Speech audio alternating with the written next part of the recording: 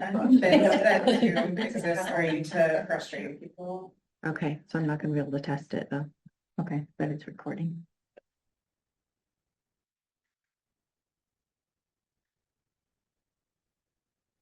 So.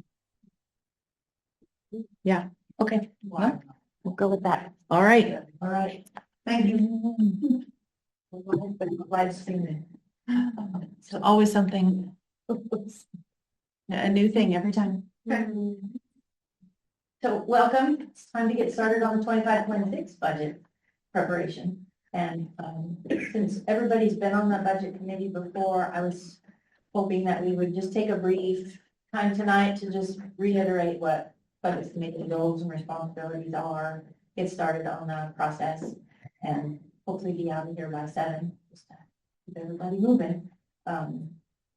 With new public meeting law, we have to record and try to live stream if we can, but, so every meeting from now on will be public noticed and recorded, and we'll go from there. So we have, get to even fancy new Clear Touch. First thing, agenda, I gave you all a copy of the presentation. You can take notes or not if you'd like.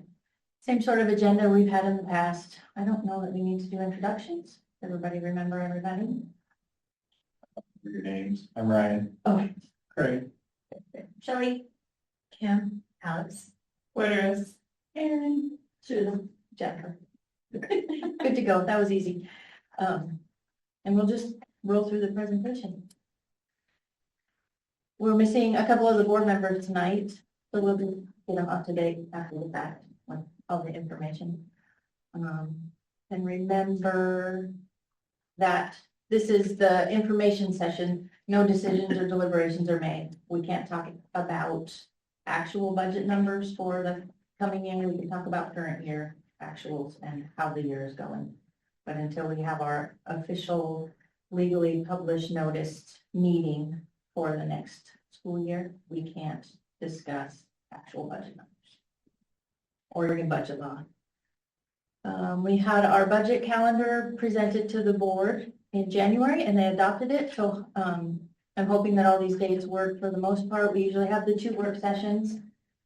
The next work session, or the first work session, is March 6th. It's coming up really quick. We'll have information to share more about our budget goals and considerations and how the district is doing. I was contemplating on whether or not we wanted to push the first one out to April, but I think we'll just move forward with March and go with that. And then if we don't need April, that's fine. We'll just have the new state school fund estimates from the state on March 1st or so. So I'll have a little bit of information to share on March 6th, but we'll have other pieces to talk about when we get there. And then as we go through the preparation calendar of the work sessions, and then we have to publish public notices. And then in May, we have our first official meeting that has to be legally noticed. We'll have a presentation of the proposed budget by then, fingers crossed. Everything will be good to go. At that point, the budget committee either approves or we move on to the next meeting to have more discussion. And then it moves into the board for public hearing and adoption. And a lot of these slides are the same as the last time. I didn't update too much, but the budget justifies the imposition of property taxes and making of the appropriations that give the government the authority to spend public money. It's what every public school district government funding agency has to go through. You might recognize these from the last meeting.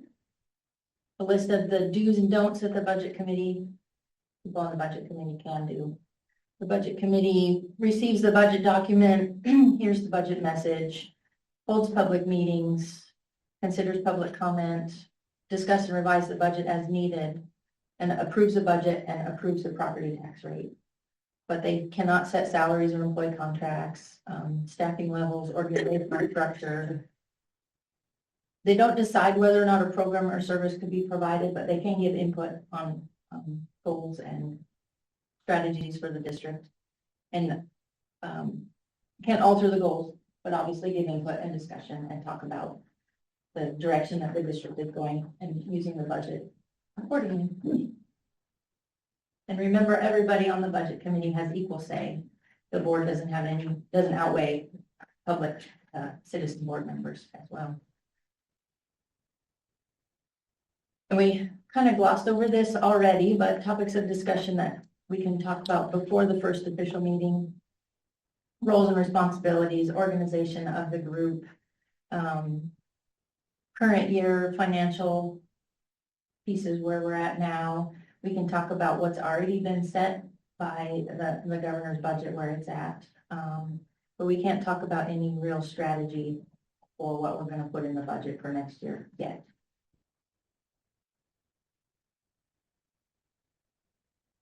And, we went over these slides last time as well, the budget cycle and who is involved in what. The budget committee is responsible up until it's approved. And once the budget is approved and moves on to the budget hearing with the school board, the budget committee is done until we start again. So guys have a short time frame and short meetings, and it's a nice commitment and a way to get involved, but it's not a huge commitment, not as much as the school board. You would like, you do have seats open this next, I saw that. this election, very interesting. I mean, It's a good jump off point, moving from the budget committee to the Please board. vote Erin back in so she could be. I didn't say it. also, I forgot, Joe did tell us he wouldn't be here tonight, Oh, okay. about town. Oh, I I'll send the don't think you presentation. were there when he told us, and I forgot until It's all right. just now. But I'll send the presentation then. but- he's done it a few times. So, yeah. So, is there any questions about any of the budget cycle roles and responsibilities? Where are we at? What you guys can or can't do? It's nice, to be able to go through that quickly and not belabor it again. I just thought I'd share a little bit about all of the pieces that we have to consider when we're building the budget. Where all of the input comes from. I'll reach out to the building administrators in the next month, and we go through and we discuss their staffing and any programs they might want to add or take away or change.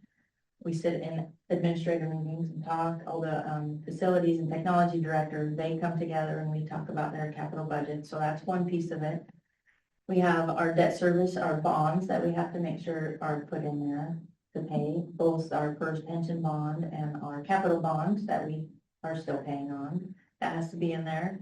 We have grant and funding source requirements that we have to follow. The integrated guidance grants, SIA, Measure 98, Perkins, all have certain requirements we have to follow. State school funding can be used for a wide general array, but all these other funding sources are very specific, and there's a lot of requirements and reporting guidelines. So we have to consider that when we're building the budget. We're working on long-range planning, strategic planning, making sure that's in there, and we're following those goals and strategies as we're building the budget. We have budget committee, school board, and public input, not to mention staff input and administrator input, everything that builds moving things around in the budget. Historical trends and inflation, and as you all know, inflation is huge. I mean, everything's going up. We get our new service agreements from technology companies or the custodial firms, and we get uplifted, is what they say now. Uplifted is a new term. That's not great. Yes. That's exactly what I was gonna use.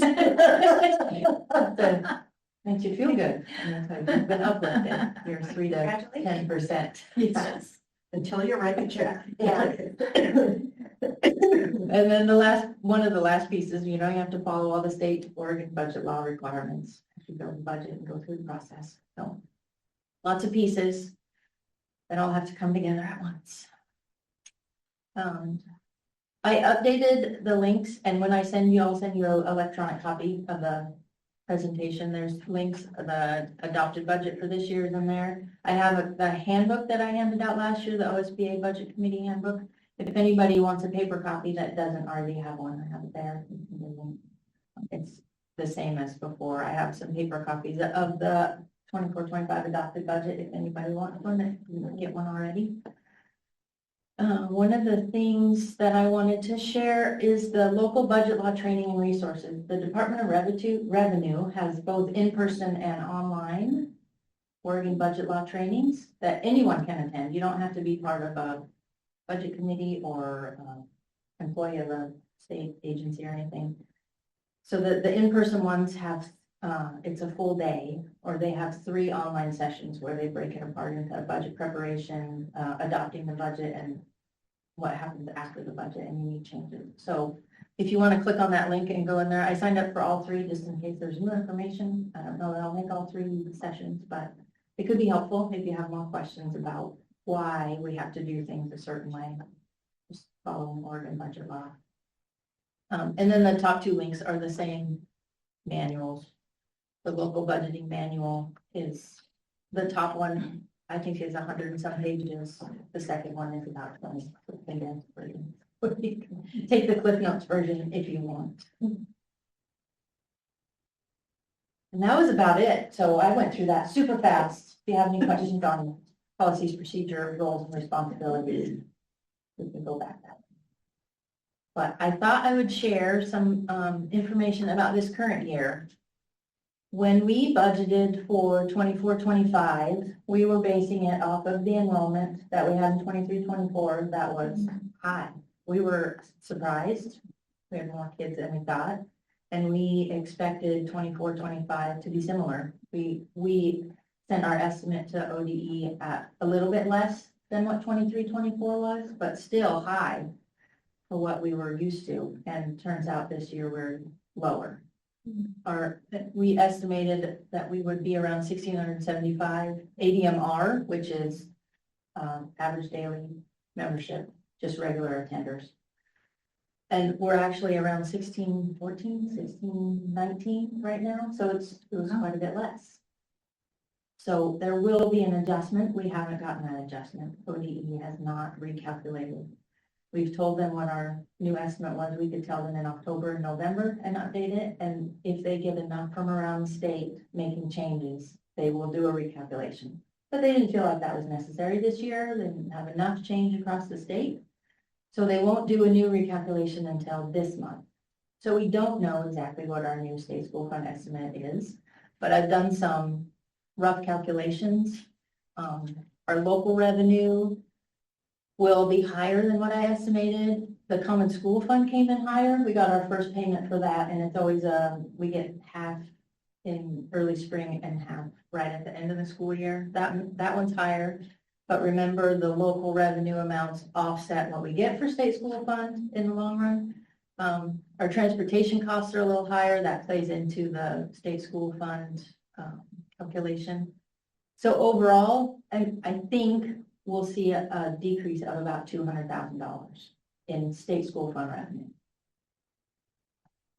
So that's a bit of a hit. And while we don't know how much it will be exactly right now, I've held off on doing the transfers into our reserves that we had set up in the budget. That was about $160,000. And one of the other transfers we had was for our unemployment fund. And we haven't had to use that as much as we anticipated. So I didn't transfer as much into that yet this year. Hold it back just in case we don't get that $200,000. So right now we're still fine. And we have a few other offsets. Our SIA grant came in higher, and our Measure 98 funding for 23 or 24-25 is higher than what we budgeted. So we'll be able to move some pieces out of the general fund and help offset some of our costs for that $200,000 as well, which is helpful. But we really can't say for sure until we get the new estimate. It's hopefully any day now, and we can kind of move forward and see where we're going to be. What we don't know, and I haven't heard, ODE hasn't shared in any of the meetings we've been at, is what they feel is statewide enrollment is. If it's, we were still down at least 20,000 from pre-COVID at the last calculation. And I haven't heard if that's gone up, or if it's gone down or stayed the same. So if there's fewer kids through the whole state, there's more spread out per child. So that 200,000 offset could be even less if there's fewer kids around state. Lots of pieces go into it. And were you there when Corvallis had reported that their enrollment levels right now are the lowest that they've been since 19? What was it, 50s. 50 something? Yeah, that, that's what I thought, and that, so they're really making some decisions and looking at birth rates, enrollment rates, all kinds of things like that, but, A year ago, we were concerned people were transferring to Columbus, and now Yeah. Corvallis is lower, Columbus is lower, probably likely our surrounding people are also lower. Yeah, Yeah. birth rates, you can see it across the county, and you can also pull it across the whole state, and it just, birth rates are going down, and I think we had some move out of the state. Maybe, but I think there's not, yeah, I think people are leaving. Mhm. I think Washington and California are having the same. Yeah, it would be interesting to look at some of the more conservative states to see what their populations are right now. and we tried to put a pin in it last year to be able to say, it is this, or it is that, and it was all over the board, just all over the board. And then the decline from last year to this year, we've tried to figure out if it was less inter-district transfers, or I think some of it has to do with the birth rate. Our kindergarten class is quite small this year. And our high school grades are pretty big, so once they start moving out and those smaller kindergarten classes move in, we could see the same issue as Corvallis. Unless, Have you heard about any other school districts in the state if they're experiencing the same thing? most of them have had a decline, and last year I felt like we were kind of an anomaly. We were, Yeah, because we went up like 70 students. It was unusual for us when every other district we talked to was either staying very steady or declining. And big districts like Corvallis and Portland and Salem Kaiser have all lost. Yep. 5 to 10% of their population. They're hurting too, they're in financially, they're in a lot of trouble. There's been a lot of districts that have lost so many kids, and then funding has gone down by so much. They've had millions of dollars of cuts. So I feel fortunate that we haven't had that. We've been in a fairly decent shape. Our ending fund balance from last year going into this year was right where I anticipated, within $100,000. So we're good, and I had budgeted that it was hopefully higher. So we started the year off on a good note, and hopefully with that $200,000 change, that's not huge for us to absorb and try to work around. But going into next year, we've already submitted our estimate for 25-26 for enrollment, and we estimated it lower than what we are now, just because knowing that birth rates are down, and hopefully we won't be surprised, but we just have to be conservative and plan for what we can do. Any questions about that? It's too bad people aren't having kids, they're missing out. Yeah.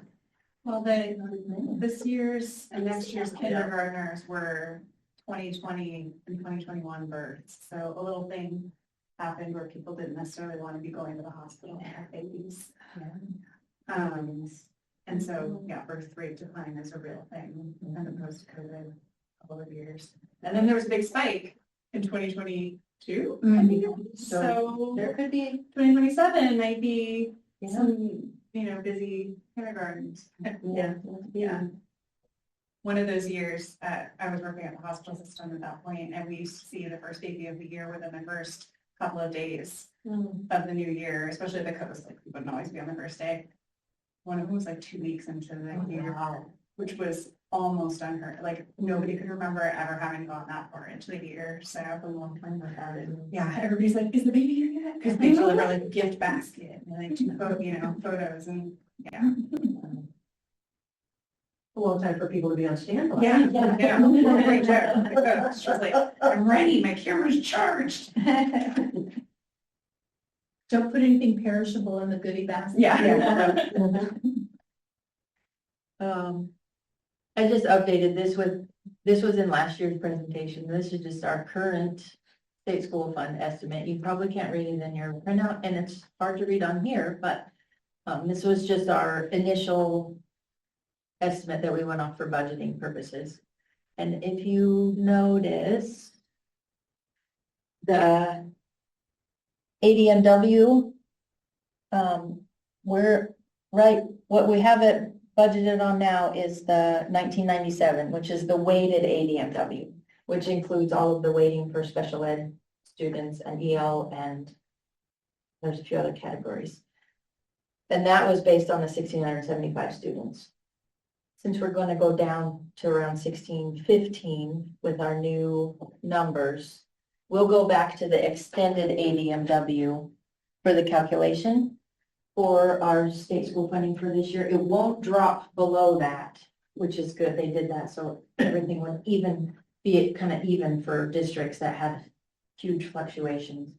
So we won't be as affected as we could have been on our state school funding for this year if they used actual ADM. So that's a help. But it's also why we don't want to estimate, we didn't want to estimate higher for 25, 26. Yeah. Because then it could bite us twice as bad, Yeah. in terms of the shift. And so it's always about being as thoughtful and conservative, knowing we can change it in an upward direction. Yeah, definitely. And then just wanted to give a list of what we're thinking about as we move into this budget season. We know that the governor's initial budget is 11.36 billion for the biennium. The last biennium was 10.2, so they really made some concessions this year. They added a lot to the education budget, and they're still working on more. There's special education caps that they're trying to increase. Right now it's at 11%. So 11% of your population, we get an extra weight for if we have those children with IEPs. And we're at around 15%, I think, right now. So there's quite a few students that we don't get that extra weight for. And a lot of them have some pretty high severe needs that we have to provide for. So that takes away from funding we could be using for other pieces. So, that's one of the big legislative agendas. I have that farther down the list, but, there's agendas about public meeting laws, there's, about legal notices, but there are a few others that will affect education funding. That we're still working on. We haven't gotten that update in a while. We'll have to wait and see how some of those go. And this is the first time we've heard first time we've heard in a while that the governor's initial budget seems to resonate with current legislators. Whereas in the past, it's kind of been are you really sure it should be 10.2? We really think it should be 9.9, or excuse me, something like that. And so the Legislative Assembly has wanted to start lower. The anomaly this year seems to be that the 11.36 is not a surprise. And so there hasn't been as much conversation about starting lower and working the way up. So there's a feeling that this might be more of a floor. And they are looking at some other pieces and parts of that. And of course, we also know that if there's not money that comes in at a state level for other things that are asked for, or if there's some federal money that goes away, how do you backfill with state money to take care of things that used to be funded by federal sources that then could change all of that, whether we want it to or not. So it's a game. And how big of a chunk of our annual budget is federal funded? Well, our nutrition program, about 75% of that is federal. We get Title I funding and IDEA funding. Our federal programs funding is not huge. No, 500, yeah, maybe 500,000. yeah, 600,000. It's the nutrition program really that has the biggest federal input for us. How long is the free lunch program? Is that ending in? It's a this year? 4-year Okay. assignment. We can reapply before that 4 years is over. And we're just on the first year? Yeah, this is just the first year. So, yeah. That money we have to worry about right now, federally, Yeah. whether they'll continue that. Yeah, that's the piece of the puzzle. But from the state's perspective, I'm just gonna wing it and use helplessness. If there's not money that comes from a federal level to be able to support any need there, where does Oregon find what it might need to make it up for what it wants to do, and where will they pull from to get that? So, it's just watching consistently. The federal funding for the food nutrition program goes out of the farm bill, is that correct? So I'm on the Farm Service Agency County Committee and with NRCS, yesterday they came out, said they've been told that the farm bill has not been, it was supposed to be renewed 2 years ago, a new bill, and they've extended. They've dropped all the caps on programs and they're just operating as starting over even with our new farm bill. So they've opened up a lot more ag programs again as of Monday. That's They just hopeful got the enough. notice that they, as a ag producer, we're capped at so many dollars per farm bill. So we're maxed out on programs we could do, and they just said we all have a zero now, we can start again. And so they're operating as a new farm bill, not one, so they Yeah. just dumped a bunch more money into the farm bill. Cool. So hopefully that program makes it through. Yeah, that would be good. Our understanding with the federal program funding for this year that flows through Oregon is good. Since Oregon already has it, it's going forward, I think. Yeah, that's a piece of it. When a grant recipients were able to draw down funds last week after a certain day of the week, I can't remember if it was Wednesday. That might change again.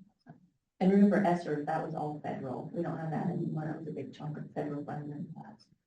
So the proportion of federal funding in our budget is not quite as big as it was the last 2 years. Yeah. Another big piece we're gonna have to look at is PERS rate increases. Ours are going up an average of 5.5% for the district. So what we're getting in a state school funding increase could be eaten up mostly by PERS increases for next year. It's huge.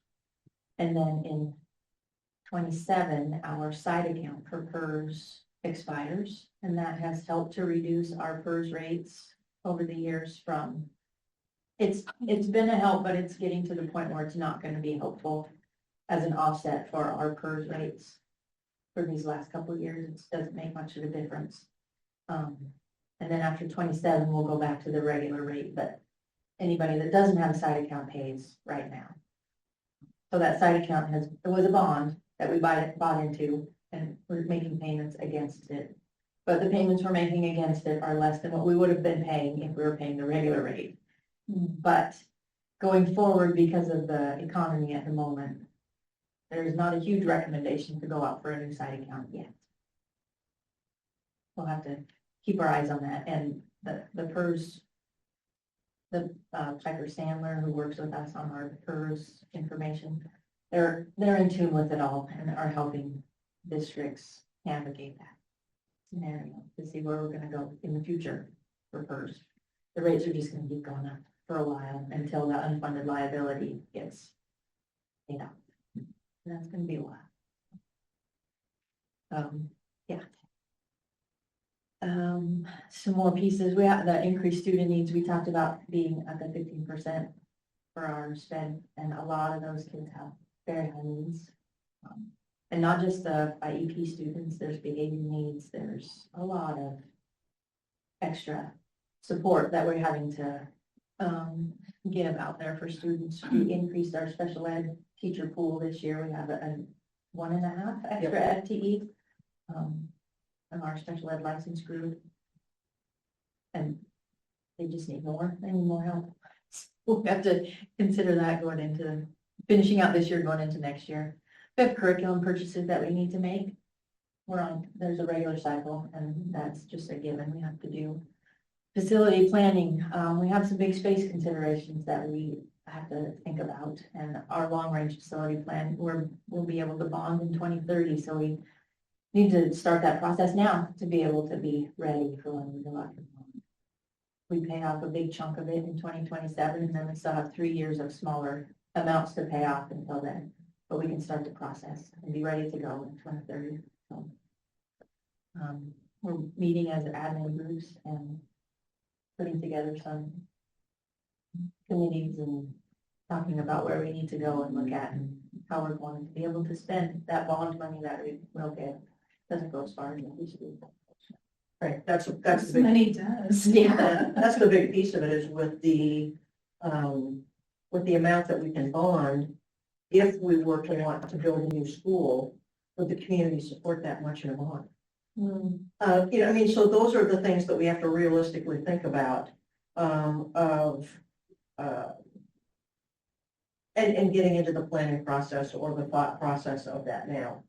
You know, we'd love to be able to do that, but we also know that as people pay more for food, pay more for, electricity, have, you know, more added fees tacked on to different bills that you have. It's just one more thing, that, we don't dare put out something that is absolutely ridiculous and have it fail. I mean, so like we've done in the past, like we did before, we really sought community input about what level of a bond would be supported and to see where we could go, and then be able to work it from there. And so, that's a lot of the conversation about how do we plan accordingly now and make right decisions, for what we do in different spaces for the next 5 years, as well as what we want to do in 5 years, so. It's kindergarten and first grade only at Clemens, right? Yes, I guess that's all there's room for. That's not a very big, it's not a thing. The preschool is there, the Strengthening Rural Families rents a space for them preschool. And and that's one of our considerations too for the future, because the original plans for Clemens Primary School had another wing. And that other wing never came to fruition. And so that's kind of been on the radar of a lot of people for a while is, well, when you bond, for sure, you're gonna put in the other wing at Clemens. And so, but that is on the radar to say, is that something that we might want to do? And does it become a placeholder for second grade to free space at Fulton Elementary? Does it go to support more early learning, early childhood in collaboration with our early learning partners? I mean, so there's all those kinds of things to talk about in terms of what the potential is, but we need to start talking about it. And along with facility, the technology upgrades, these clear touch screens are replacing the smart boards like you can see behind and the projector units that are sadly failing around the district and need to be replaced, and you can't replace them with the same technology anymore. So we're, And if you wait a day, you won't replace them with that either. that is very true. Fast. Our technology group has done a great job of finding cost-effective ways. They've found some other versions of the same devices that are less expensive, and they're testing them out just to make sure they're still usable, but they just are finding all sorts of ways to save money. Our phone system that they just replaced this year, when we leased the phone system we just got rid of, it was over $100,000 to replace that. It would have been double that to do a new system of the exact same version. And it was less than $30,000 to do the phone system across the district, I think. So they just did it all in-house. So, they've done a good job. Yeah, it was a very smart, well thought out system. Absolutely incredible. And along with that comes some more security and safety features around the district. We need to update some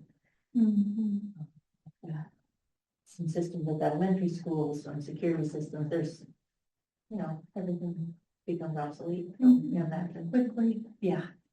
I took a laptop in to a guy to have it fixed the other day. He said, "You do realize this thing is the equivalent of a 60-year-old car?" And I said, "Well, I was using it until it, but I was like, as long as it works, I use it." And he's like, "Well, it don't work no more." So I got a laptop, which really broke my heart. Can't refurbish them like a 60-year-old car. I guess not.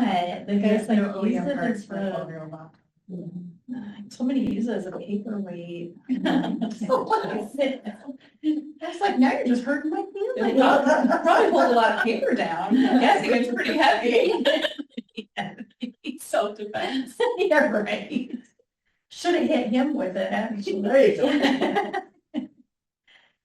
you Just keep on down the list. We have our school nutrition program, and right now we're in the CEP, where all kids eat free, and we're finding out that it is great for the kids. There's no burden to the children, there's no, do I run my account or not? But it's not as lucrative for the district as what multiple districts have come across that as well. It just costs a lot to run the program, and It's expensive to feed people. it is, food costs are a lot, and we're using Corvallis to help with that. We're still procuring food. They're doing our menu planning, but we have the people. So we've had to increase hours for people that with the higher meal counts, and so let's weigh in that cost benefit. We have licensed union negotiations coming up this spring, so we'll have to include that in next year's budget for their salary increases, benefit increases, anything that comes with that. And like we talked about, services and supplies, inflation there. I think from last year to this year, our utility bills went up at least 15%. So we'll plan for at least that going into next year again. You would hope that, and then they have legislative agendas and rules come down that you have to replace all of your lighting with LED, and so many pieces that were supposed to be energy savings, and then your power bill goes up. So it's not saving in the long run. And we want to concentrate on continuing to build those reserves. As soon as we know, like I said, what our state school fund is for this year, I'll do that transfer. It's nice to have a little savings in the bank for those. It's not enough to do a huge amount, but for emergency pieces, we didn't have that for a lot of years. It feels good to have that in there. And then the swimming pool is at the bottom. But that's Let's just not be at the bottom of the swimming pool. Yeah, the swimming pool. We're on, Borrowed time. borrowed Feels. time, yeah. I have an idea for the pool, so I went and met with, you guys probably all know Daryl Henchberger, he stepped down from president of the Frolic, Mhm. and I had lunch with him and Chris Workman. Daryl and Chris been trying to do a Philomath Park and Rec district in the, using the Philomath school district as boundaries. I went back and said, South Corvallis considers themselves part of Philomath. So we need to draw, so I was supposed to draw a new map for them. I said, because they're talking about taking Lisa's shop, making it. So, Paul Scarman asked Daryl, told Daryl before he died, to make that a year-round community facility, not just a rodeo ground. So Daryl is trying to honor Paul's wishes with taking, so they're talking about like a theater, civic auditorium, and having the pool there. And so they were talking about trying to put on the bond for 2030 as well, I think. And I haven't heard their actual, So Bond they're going to conversation. stay in strategic planning, they've hired a strategic planner, and they were trying to get this on the bond, but I'm gonna draw the map. Because I think the Philomath School District boundary is so bad where it is, like our property is 2 miles away, we're in Corvallis, our field divides it.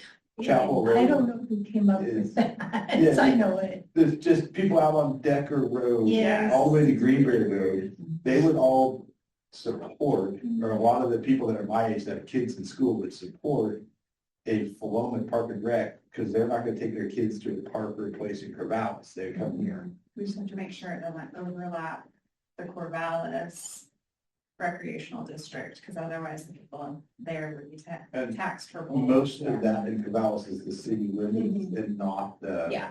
rural. So it's like Airport Road out to Decker Road and like out to Blodgett. So I'm trying to draw a map for Chris, and there may be some help. But the idea is that the pool could be a community pool where Lisa's shop currently is. Something like that, because they're trying to make that a year-round facility, not just, so they started with those baseball fields. right, And right. now they want an indoor facility. Yeah. And so they're gonna bond for that, so there's a chance of taking some of the, upgrades for gymnasiums or the pool or tennis courts or whatever, basketball courts, and trying to move some stuff to a park and rec this year. Yep, and that's, I knew that had been on the radar, and, you know, we had talked as our administrative group the other day about, you know, with that, just that same idea of a partnership.